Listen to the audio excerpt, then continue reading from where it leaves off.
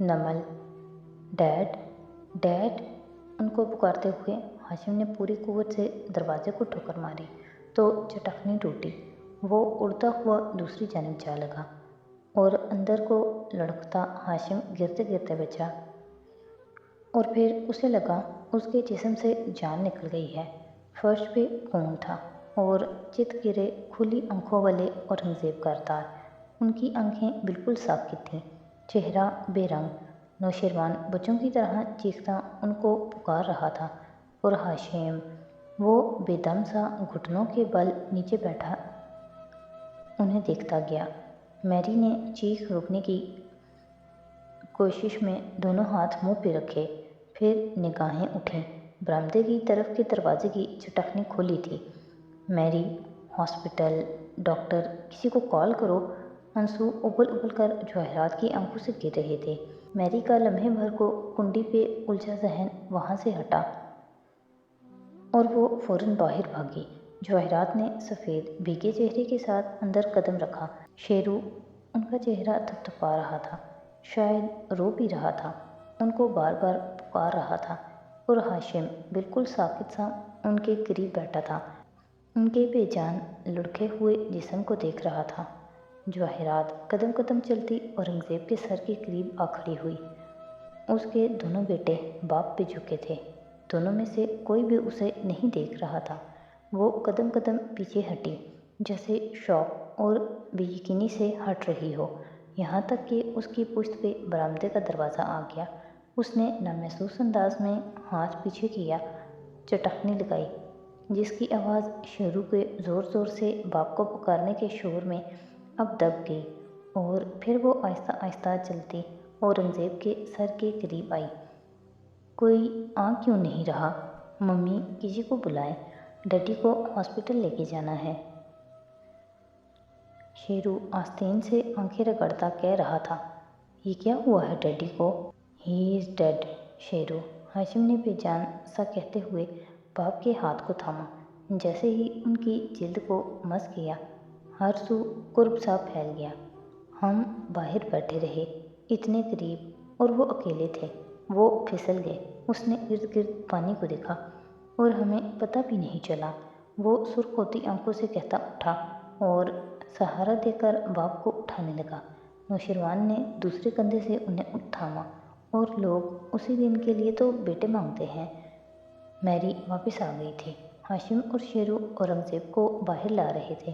میری کی نگاہیں سب سے پہلے برآمدے کے دروازے تک گئیں۔ چٹخنی بند تھی، مگر اس نے ابھی تو دیکھا تھا کہ، لیکن سوچنے کی مہلت نہیں ملی، کیونکہ جواہرات، جو بالآخر ہر بوجھ سے آزاد ہو کر ساری کارروائی کامیابی سے اپنے رنگ میں دکھا کر نڈھال سی ہو گئی تھی، اور شاید اپنا توازن برقرار نہ رکھ سکی اور گرنے کو تھی، کہ میری نے مسز کردار چلاتے ہوئے آگے بڑھ کر اسے تھاما۔ ہر شے سے بے نیاز، اس کا ذہن بھیانک تاریکی میں ڈوب رہا تھا، اور آنکھوں سے پانی برابر گر رہا تھا۔ Aurangzeb, I am sorry. نیند کی قسمیں ہوتی ہیں۔ جس قسم میں اس وقت جواہرات ڈوبی تھی، وہ بہت تکلیف دہ تھی، اور اس سے جاگنا اس سے بھی زیادہ کرب آمیز۔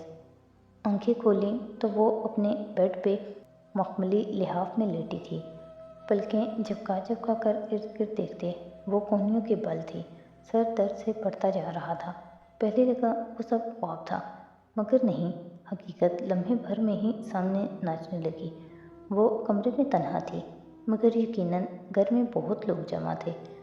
اس نے پیر زمین پہ رکھے، سائڈ ٹیبل پہ دوائیں دھری تھیں۔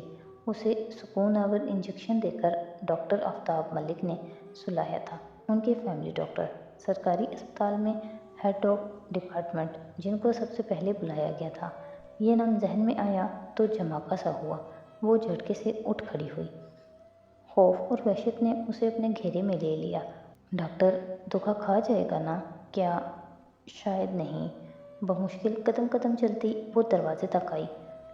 ذرا سا کھولا تو باہر ہاشم اور خاور کھڑے نظر آئے۔ وہ آپس میں بات کر رہے تھے۔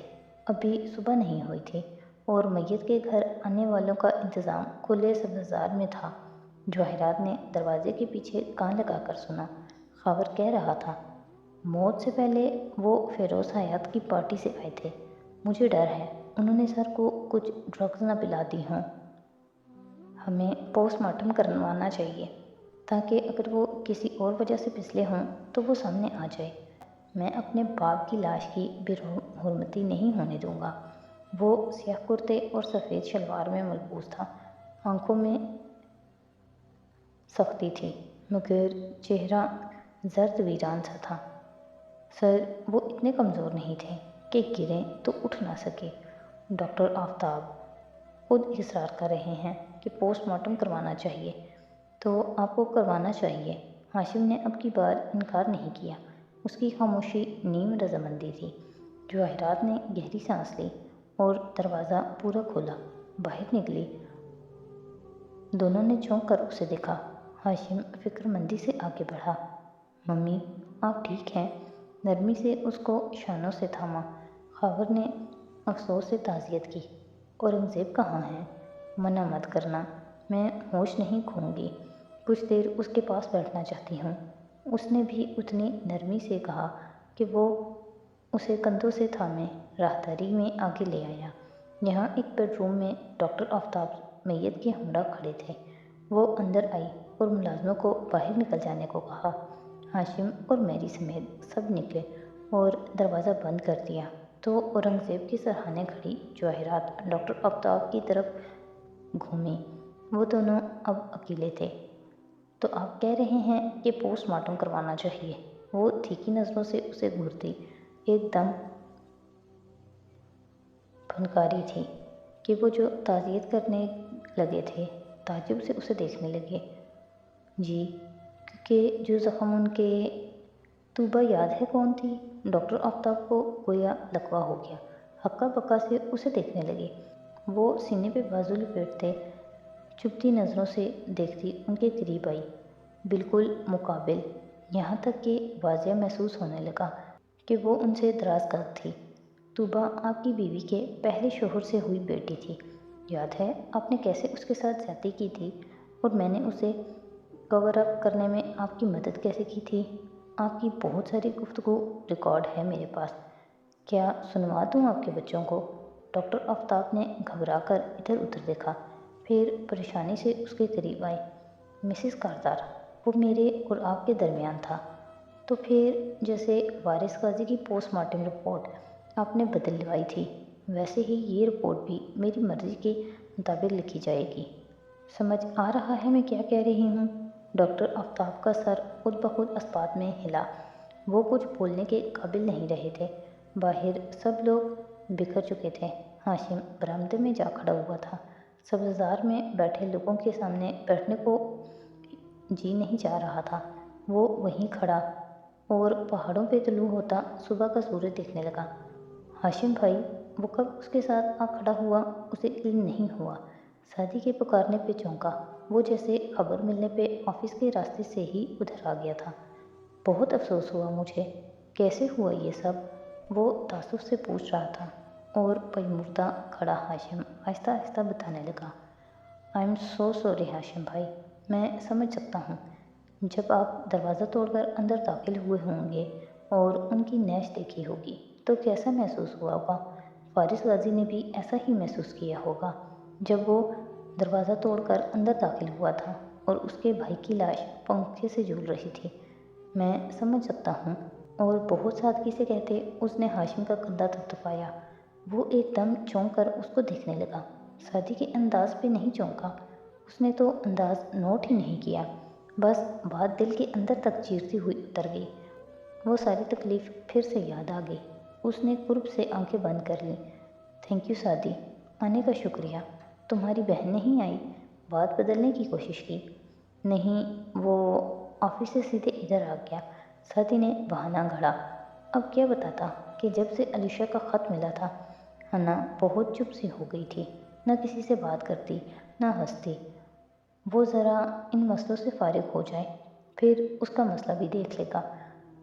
اترتے سورج کو دیکھتے ہوئے اس نے سوچا تھا۔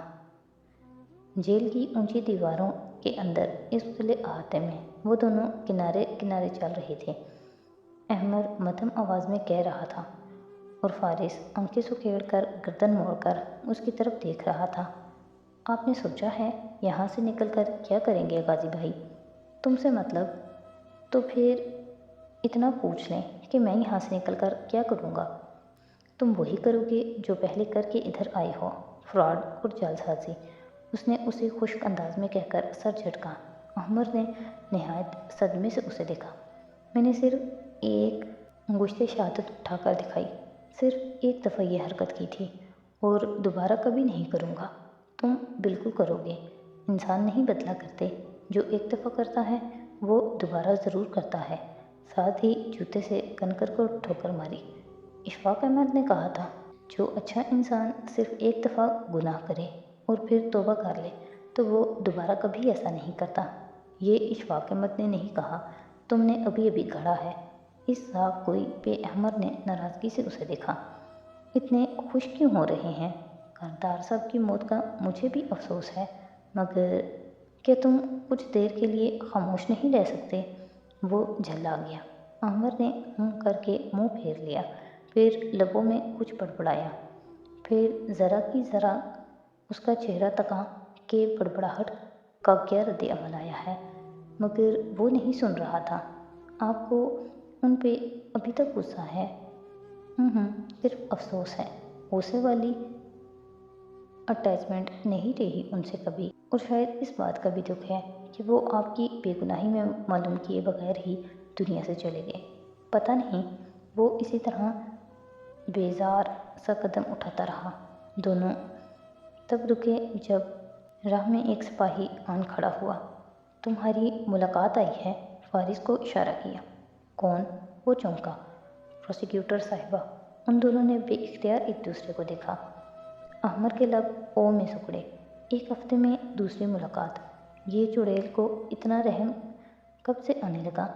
مگر وہ سنے بغیر بے اثر اور سخت تاثرات کے ساتھ چلتا سپاہی کے پیچھے ہو لیا۔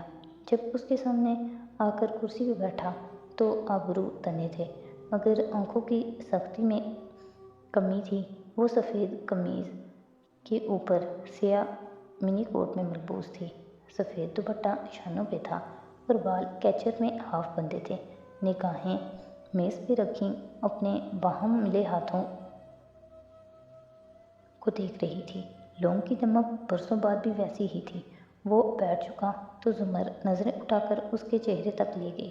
وہ سپاٹ مگر چبھتی ہوئی نگاہیں تھیں۔ ایک ہفتے میں دوسری دفعہ، اتنا رحم کب سے آنے لگا آپ کو؟ احمد کے الفاظ سینسر کر کے دہرائے۔ آنکھیں اس کی بھوری آنکھوں میں جمی تھیں۔ پہلے سننے آئی تھی، اب بولنے آئی ہوں۔ دھیان سے سننا، کیونکہ جب میں بولوں گی تو آواز باہر تک جائے گی۔ الفاظ اس کے لبوں سے ادا ہوئے اور ماحول کا تناؤ بڑھ گیا۔ فارس کی آنکھوں کی نرمی مدھم ہوئی۔ کیسے؟ تم نے کہا میں تصویر کا دوسرا رخ نہیں دیکھتی۔ یہ بھی کہا کہ مجھے بالکل یاد نہیں کہ کبھی میں تمہاری ٹیچر تھی۔ تم غلط تھے۔ فارس نے گہری سانس باہر کو نکالی۔ اسے علم ہو گیا تھا، اور وہ جیسے ڈھیروں غصہ ضبط کرتے اسے گھورتی کہہ رہی تھی، جب وہ تمہارا سائیڈ کک میرے پاس آیا تب میں صرف مشکوک ہوئی تھی، مگر فارس میں تصویر کا دوسرا رخ ضرور دیکھتی ہوں۔ سو جب مجھے یہ معلوم ہوا کہ وہ ایک وفادار انسان ہے تو یہ بھی پتہ چل گیا کہ اپنے سیل میٹ سے دغا کیوں کرے گا۔ تم لوگ جیل میں کوئی رائٹس پلان نہیں کر رہے، تم جیل توڑنے جا رہے ہو۔ اس کی سلگتی نگاہیں فارس کی آنکھوں کے اندر اتر رہی تھیں۔ وہ سپاٹ چہرہ لیے خاموش رہا۔ ڈونٹ وری، میں اس ممکنہ جرم کو رپورٹ نہیں کروں گی۔ میرے لیے زیادہ اچھا ہے کہ تم جیل توڑو اور پھر سے وہی جرم کرو جس کے لیے اندر گئے تھے۔ پتہ ہے تم کیا کرو گی؟ آگے جھکی، میز پہ زور سے ہاتھ مارا اور دہکتی آنکھوں سے اسے تنفر سے دیکھا۔ دوبارہ شادی کرو گے اور اس بیوی کو بھی مار دو گے۔ تم سب 5 کلرز کی سائیکی ایسی ہی ہوتی ہے، اس لیے تو جیل توڑو تاکہ سب جان لیں کہ تم گناہ گار تھے، اسی لیے بھاگے۔ چپ چاپ اسے دیکھتا رہا۔